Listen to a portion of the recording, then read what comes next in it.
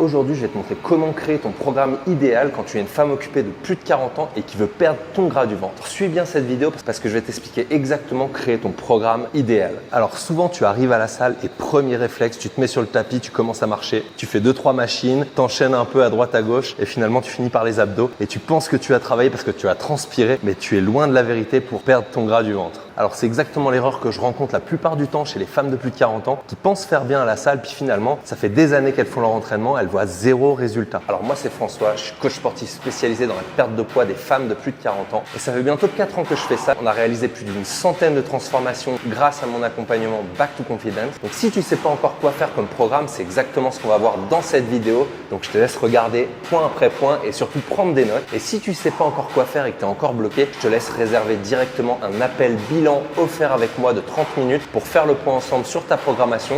Pourquoi tu es bloqué aujourd'hui dans ta perte de poids. Donc je te laisse cliquer sur le lien en dessous et réserver directement ton appel avec moi. Dans cette vidéo, on va voir plusieurs choses. Premièrement, combien de séances te faut-il par semaine pour vraiment avoir des résultats? Deuxième point, on va voir les exercices à privilégier au maximum pour vraiment perdre ton gras du ventre après 40 ans. Troisième point, on va voir comment progresser et ne jamais stagner à long terme et comment avoir une progressivité sur tes différents entraînements. Et enfin, quatrième point, on va voir les erreurs que je vois le plus souvent quand je regarde des programmes sportifs ou que je vois des femmes s'entraîner à la salle de sport. On va aller voir ça ensemble. Alors, point numéro 1, on va pas faire 5-6 séances par semaine, ça va être inefficace au possible. Moi, je te conseille de faire 2 voire 3 séances maximum par semaine parce qu'on va vraiment privilégier la récupération entre les séances. Si tu fais 3 séances par semaine, ça va te laisser une journée de récupération entre chaque séance et ça va être vraiment idéal. Sachant que quand tu récupères, c'est là où tu crées de la masse musculaire. C'est pendant ton sommeil, c'est pendant ta récupération. Ça va être important aussi d'apporter les bons nutriments. Mais voilà, déjà 3 séances par semaine, ça va être idéal pour avoir tes premiers résultats, monter ton métabolisme et donc les dépenses énergétiques quotidiennes. Souvent, je vois des femmes qui font du cardio à outrance ou qui vont faire du tapis ou alors qui vont faire du vélo ou alors qui vont aller faire des exercices de HIIT. Alors, c'est pas que c'est mauvais en soi, c'est juste que c'est pas la bonne stratégie pour aller chercher ton gras à long terme, surtout au niveau du ventre. Ce qu'il faut, c'est te créer une réelle machine à brûler du gras. Et quand on veut créer une machine à brûler du gras, il faut monter la masse musculaire. Pour monter la masse musculaire, il faut s'entraîner en musculation et donc créer du muscle. Si tu veux faire du cardio, très bien, tu peux le faire, mais fais-le plutôt en dehors de tes séances de musculation. Quand tu as du temps pour aller marcher, tu peux faire une randonnée le week-end, tu peux marcher sur ton tapis, mais essaye de privilégier quand même ton énergie dans le plus important, c'est-à-dire tes séances de renforcement musculaire. Alors, le format le plus efficace quand tu veux faire 3 séances par semaine, ça va être le format full body. Pourquoi? Parce qu'en fait, on va essayer de passer plusieurs fois sur chaque muscle par semaine. Donc, tu vas faire 3 fois tout le corps et là, ça va être idéal parce que tu vas passer en revue chaque muscle environ 3 fois dans la semaine. Alors là, pour établir ton planning, moi, je te conseille de faire par exemple le lundi, premier entraînement full body, le mercredi, deuxième entraînement full body et enfin le vendredi, troisième entraînement full body. Ça te laisse toujours un jour de repos et aussi tu auras tes week-ends pour pouvoir profiter et pas forcément te mettre la pression d'aller t'entraîner. Alors, point numéro 2, toujours commencer par les exercices polyarticulaires. On oublie les haltères au début, on prend des gros poids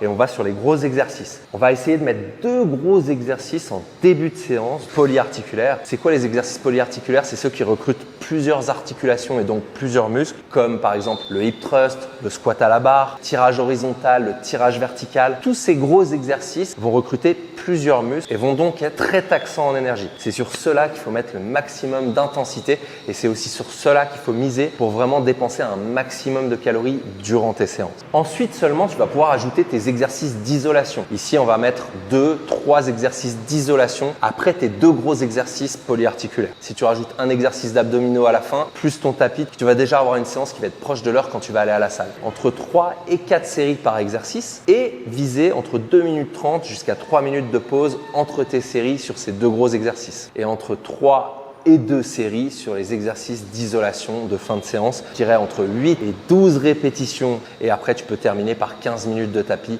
pour faire redescendre le système nerveux et te sentir un peu plus apaisé. Chaque séance, tu peux les terminer avec un petit peu d'abdominaux. Comme je te disais, si ça te fait plaisir, fais-les, mais ce n'est pas vraiment la chose sur laquelle il va falloir prioriser si tu veux perdre ton gras du ventre. Encore une fois, si tu veux perdre ton gras du ventre, le mieux c'est de miser sur ton alimentation aussi et sur ton métabolisme avec des gros exos qui vont être vraiment taxants en énergie. Ah oui, aussi pense à t'abonner directement à mon compte si tu veux vraiment avoir encore plus de conseils pour la perte de poids des femmes de plus de 40 ans. Ici, on va aller tout couvrir sur mon YouTube, donc je te conseille de me suivre dès à présent. Point numéro 3, le plus important, ça va être de faire une surcharge progressive. C'est-à-dire qu'à chaque séance, il va falloir que tu fasses un petit peu mieux que la séance d'avant. Ce que je te conseille de faire, c'est de miser sur une tranche de reps. Par exemple, sur un exercice, tu vas viser entre 10 et 12 répétitions et essayer de te mettre le plus proche possible de l'échec musculaire, c'est-à-dire de ne plus pouvoir faire une seule répétition en plus et que chaque séance, quand tu retournes faire la même séance, essayer de grappiller un petit peu des répétitions en plus. Si tu vois que tes répétitions, elles sortent un peu trop de cette tranche que tu t'es donnée, par exemple 10 à 12 répétitions et que tu vas plutôt vers du 15, 14, tout ça, là tu vas recharger un incrément sur la machine et donc tes répétitions vont retomber dans la tranche. Et du coup, tu vas essayer de regrappiller plein de petites répétitions en plus sur ton nouveau poids que tu as choisi et après quand tu sors encore de cette tranche et là tu recharges un incrément et ainsi de suite. C'est comme ça qu'on progresse et qu'on prend du muscle à long terme. Alors pour progresser à long terme, moi je te conseille de prendre un journal et de tout noter. Soit tu te prends une note sur ton téléphone et tu notes chaque séance pour savoir exactement ce que tu as fait, le nombre de poids, le nombre de répétitions que tu as fait sur chaque série, sur chaque exercice et de reprendre et de revenir en arrière sur chaque semaine pour savoir ce que tu as fait la semaine précédente et d'essayer de progresser. Ou prendre même un carnet à l'ancienne, tu notes tout ça et là vraiment c'est là où tu auras vraiment les meilleurs résultats. Toujours d'essayer de te surpasser à chaque séance et d'essayer de faire mieux que la fois d'avant. C'est ça qui va être le plus payant. Donc comme je te disais, tu rajoutes des petites répétitions de temps à autre. Essaye d'aller grappiller un petit peu des répétitions en plus. Si tu vois que vraiment les répétitions elles explosent et que tu montes beaucoup trop haut, c'est que le poids est beaucoup trop léger. Donc vise-toi des tranches de reps. On me demande souvent, mais je dois changer souvent de programme, etc.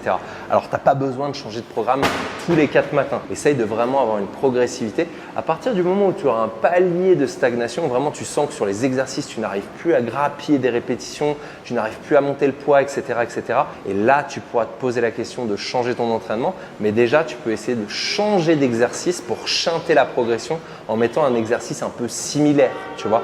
Donc moi, j'aime bien parler de pattern de mouvement. Par exemple, si tu fais un tirage horizontal comme ça à la machine, si tu es en prise large, essaye de le mettre en prise serrée, par exemple. Tu vois, tu peux essayer de varier comme ça les exercices et de shunter ta progression pour que quand tu as une stagnation sur un exercice, tu passes sur un autre exercice. Allez, dernier point et le plus important, celui que tu attends le plus, c'est les plus grosses erreurs que je vois en salle de musculation quand je regarde une programmation de femmes de plus de 40 ans qui veut perdre son gras du ventre. Erreur numéro 1, c'est de faire trop d'exercices. Tu enchaînes 10 exercices différents, tu fais peut-être que 2 séries par exercice. Alors ça, c'est le pire du pire de changer beaucoup d'exercices. Ce qu'on veut, rappelle-toi, c'est de l'intensité. Donc mise sur un exercice sur lequel tu vas vraiment progresser, avoir une surcharge progressive et créer de la vraie masse musculaire. Erreur numéro 2, ce que je vois, c'est des temps de pause beaucoup trop courts. Tu enchaînes tes séries sans même prendre de temps de pause. Ça, c'est vraiment l'erreur la plus commune que je vois. 30 secondes, 1 minute 30 de temps de pause, c'est pas assez parce que ça veut dire que tu n'as pas mis assez d'intensité sur ton exercice pour que tu mérites ton temps de pause. Moi, des fois, je mets 2 minutes 30 voire 3 minutes et je ressens encore que j'ai besoin de temps de pause avant de retourner sur mon exercice. Ça veut dire que tu mets de l'intensité dans tes exercices et ça veut dire que tu envoies un signal anabolique beaucoup plus fort à ton muscle pour qu'il progresse et pour qu'il se développe. Alors, erreur numéro 3, je vais pas te spoiler parce que je te l'ai déjà dit avant, mais faire des abdos pour perdre ton gras du ventre, mais pourquoi vous faites ça? Si tu fais des abdos pour perdre ton gras du ventre alors que tu as déjà du gras, tu vas juste